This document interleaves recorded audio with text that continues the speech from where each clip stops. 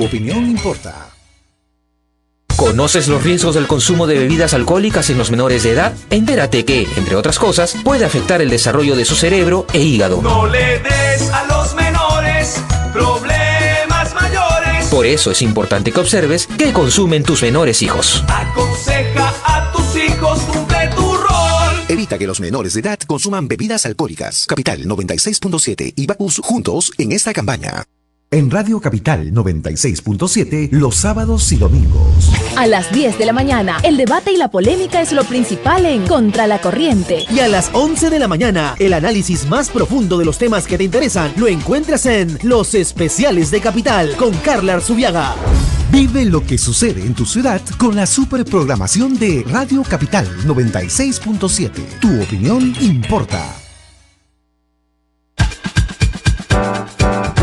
12:33 y vamos a interrumpir esta interesante conversación para ir inmediatamente a la OMPE con Jorge Chávez. Nos trae resultados de las elecciones. Adelante, Jorge. Gracias, Rosa María, ¿cómo estás? Buenas tardes. Bueno, ya se tienen porcentajes de actas contabilizadas ya al 93.11%, y te cuento, Rosa María, que los resultados son los siguientes. Ubica Ollantaytamala de Gana Perú con el 31.69%, seguido de Keiko Fujimori de Fuerza 2011 con el 23.46%, Alianza por el Gran Cambio, encabezado por Pedro Pablo Kuczynski, con el 18.6%, y finalmente, bueno, Perú Posible, a cargo de Alejandro Toledo, con el 15.49%, le sigue Luis Castañeda Alonso por Alianza Solidaridad Nacional con el 9.90%. Es la información que se ha actualizado a las 11 de la mañana con 23 minutos, precisamente, Rosa María, y bueno, que aleja a Keiko Fujimori de Pedro Pablo Kuczynski. Ya hay una diferencia de cerca de 24-5%, casi, digamos, de la diferencia que existía a comparación del acta contabilizada hace apenas 4 horas. Entonces, esa es la información. Ollantaytamala 31.69, Keiko Fujimori 23.46 y Pedro Pablo Kuczynski con el 18.68%. Contigo, Rosa María, regresamos luego en Capital 96.7, tu opinión importa.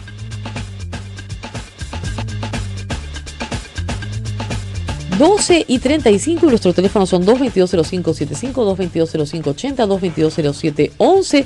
Estamos con dos economistas hablando sobre lo que va a pasar con la economía peruana. Primero, en los próximos días, calma para todos. Y también, por cierto, en los próximos meses, si es que se llevará a cabo este plan. La pregunta que me hacen algunos es, hace unos días, Ollantaytamala firmó un compromiso de 4 páginas, muy corto, a diferencia de las 197 que tiene el plan, en el cual dice que, básicamente, en materia económica, va a respetar los contratos, ¿no es cierto? O sea, no va a tirar una patada, ¿no? Va a respetar un Banco Central independiente. Va, en materia económica también, a hacer una reforma tributaria, ¿no es cierto?, para simplificar el sistema, reducir la carga tributaria y el IGB, ¿no es cierto?, y levantar las cargas tributarias a la minería. Y bueno, no mucho más que eso en materia económica, pero esas son sus ofertas económicas en este. Entonces, le ha dicho a los empresarios y al país y a los inversionistas: voy a respetar los contratos. Eso no dice el plan de gobierno, ciertamente. Es absolutamente inconsistente con lo que hay en el documento oficial. A ver, digamos, pongamos solamente un punto.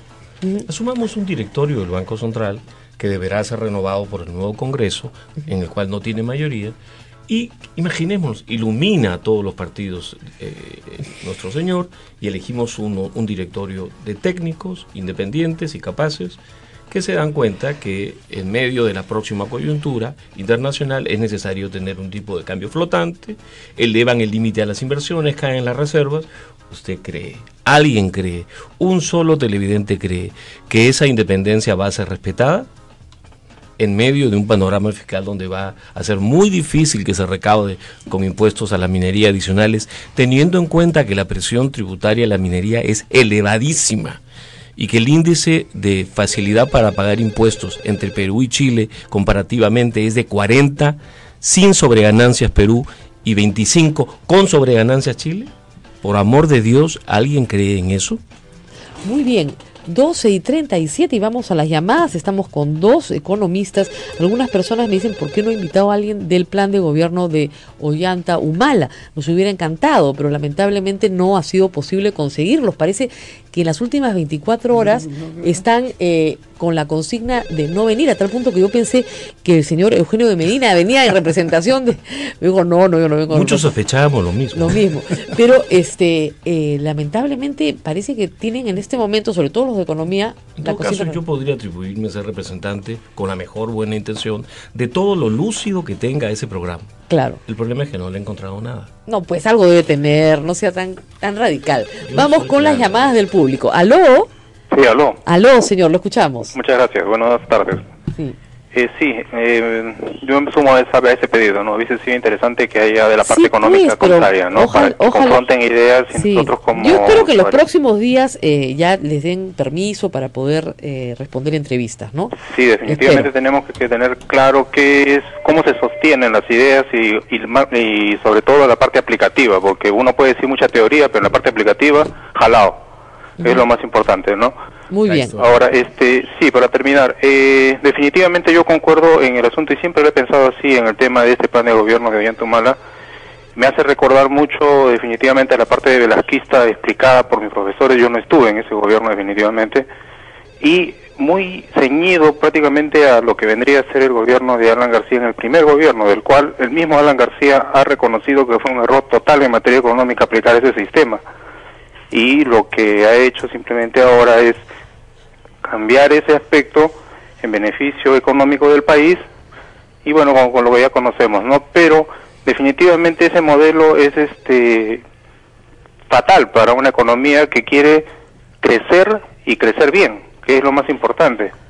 Así que sí, pues me sumo a esa idea y definitivamente el camino correcto yo creo que va en el crecimiento.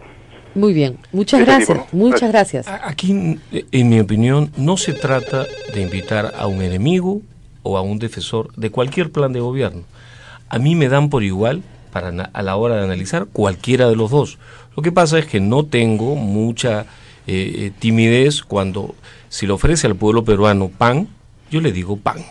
Y lo que no es pan, yo lo llamo por su nombre.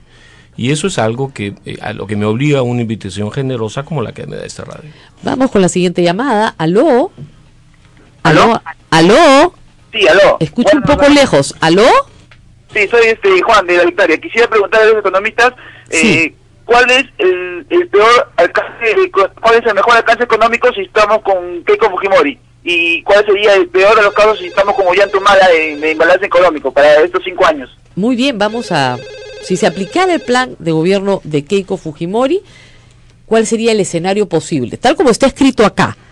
Y si se aplicara el plan de gobierno de Ollanta Humala, tal como está escrito acá, presentado, ¿cuál sería el escenario posible? En ejemplos concretos. En atención a lo que me pide el oyente, perdón. El oyente, que es un análisis prospectivo. Siempre es complicado hacer análisis prospectivo en ciencias sociales y más aún en economía. Ajá. Pero mi sensación es que el plan de Keiko Fujimori, como está escrito acá, ¿no es cierto?, lo que haría sería profundizar un modelo incluyéndole una serie de mejoras que me parecen fundamentales. Me parece que acá hay un específico énfasis, por ejemplo, en el tema educativo, ¿no? Y creo que si hablamos del tema educativo estamos hablando no solamente de un aspecto social de la mayor importancia, no estamos hablando solamente de construcción de ciudadanía, sino estamos hablando de construcción de competitividad, ¿no es cierto? Me parece que otro elemento que tiene el plan de Keiko Fujimori es, por ejemplo, su valiente apuesta por el desarrollo de proyectos en agua potable. Y hablan muy claramente en un punto de su gobierno, de su plan, que ellos se sorprenden de que, por ejemplo, la experiencia de Río Chillón, que es la causante de que el Cono Norte tenga agua hoy en día, ¿no es cierto?, y que fue hecho con un público-privado, un esquema público-privado, no se haya seguido repitiendo en el Perú, siendo, por ejemplo, que el Perú tiene un déficit. Página 19 para el que quiera. Exactamente, ¿no es cierto? Entonces, yo creo que ahí estamos ante señales claras de cómo se pueden generar cambios a través de profundizar el modelo. Lamentablemente en el caso de Ollanta Humala y de su programa, que creo que tiene un análisis, voy aquí a ser un poco abogado del programa, creo que tiene un análisis sociológico interesante en la línea de diagnóstico, en la línea de los textos tradicionales que se ponen en las universidades peruanas, un poco la escuela de Julio Kotler y demás, ¿no es cierto? Pero que lamentablemente tiene una serie de errores conceptuales que me parece que sería materia de repente analizar en otro momento. Lo concreto en el caso de un gobierno del señor Humala, como está escrito acá en su plan, pues me parece que estamos hablando de proteccionismo, estamos hablando de cierre de mercados, estamos hablando de encarecimiento de muchos productos que hoy día, por ejemplo, los jóvenes consumen. Por ejemplo, los celulares. Yo no sé si van a poder seguir comprando celulares a 100 soles o 150 soles. Yo no sé si van a seguir pudiendo comprarse zapatillas en polvos azules a 90 o 100 soles. O sea, está claro, ¿no?, para el plan de gobierno de Humala, y sobre todo por una carta que le manda Félix Jiménez, que según le ha dicho Augusto, él va a venir acá en algún momento, yo lo he entendido correctamente, pero lo que él señala es que la apertura de los mercados es mala para los países subdesarrollados.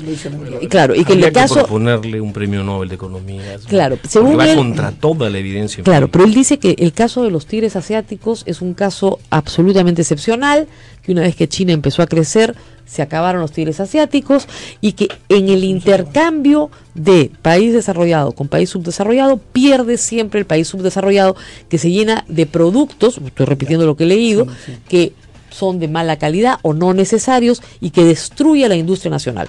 Que hay que regresar al esquema de CEPAL, en el cual se hace sustitución de importaciones, pero que eso no funcionó porque no se había creado el mercado interno, el mercado nacional. Entonces, la idea del plan es crear un mercado nacional interno fuerte que consuma lo que el Perú produce y se restrinja el libre comercio, porque en realidad es dañino para la economía nacional. Estoy resumiendo, digamos, lo que yo he entendido del plan de gobierno. ¿Qué piensa de eso? Fíjese, un hombre mucho más listo que cualquiera de nosotros, los citados y los que estamos sentados acá, cuyo nombre era Joseph Schumpeter, decía algo que yo invito al radioescucha a tener muy claro. Lo primero que hace un hombre por defender sus principios políticos es mentir. Y en este caso, el señor Jiménez está mintiendo. La evidencia empírica es favorable a una relación positiva entre el coeficiente de apertura y el crecimiento. Los países que más se abren son menos pobres. Los países que se cierran, los países africanos y los países sudamericanos en los años 60, 70, 80, que se creyeron el rollo del señor Jiménez, no solamente terminan subdesarrollados, sino dándole la espalda a su propio pueblo, cargados y envenenados por una ideología que económicamente es muy mala. Ahora, lo que dicen los defensores del proyecto de Humala, y voy a repetir la frase para el doctor de Medina, es que el proyecto que tenemos hoy, desde los últimos 20 años, sí ha generado crecimiento. Es verdad. Y reducción de pobreza. Y reducción de pobreza, sí, pero ha hecho que el pobre sea un poquito menos pobre, pero que pase pues de ganar 500 soles a 600 soles, y eso no es satisfacción de necesidades básicas, porque nadie puede vivir con 600 soles. Entonces, lo que hace el modelo es perpetuar la desigualdad, hacer que el que tiene más tenga cada vez más y el que tenga menos se mantenga en el mismo lugar o tal vez tenga menos. Yo solamente le estoy repitiendo los argumentos del plan de Ollanta Humala. Le estoy quitando un segundo al señor Edmundo. Es muy simple la historia. El mundo es cruel, Rosa María. En las etapas iniciales de alta crecimiento, la gente más educada, la gente más emprendedora, la gente que tiene mayores recursos, tiene una ganancia de beneficios. Los que tienen menos recursos tienen ganancias pero menores. Se ensancha la desigualdad.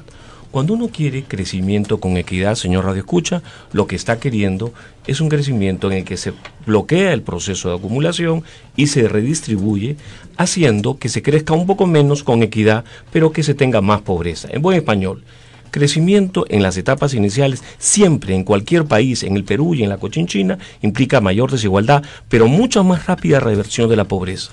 En cambio, crecimiento con equidad implica América Latina. es decir, crecimiento moderado, esporádico y mucha más pobreza. Aquí nunca, en América Latina, nadie se ha desarrollado. Brasil es una nación subdesarrollada y nadie con 2 dedos de frente cree que Brasil se va a desarrollar algún día.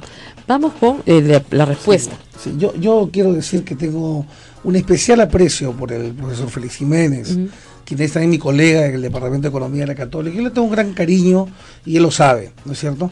También sabe que yo disiento de muchas de sus posiciones y digamos, no es que me da pena, pero digamos, me parece importante citar algo que, por ejemplo, dicen al principio del plan, ¿no? Por ejemplo, ellos dicen, el Perú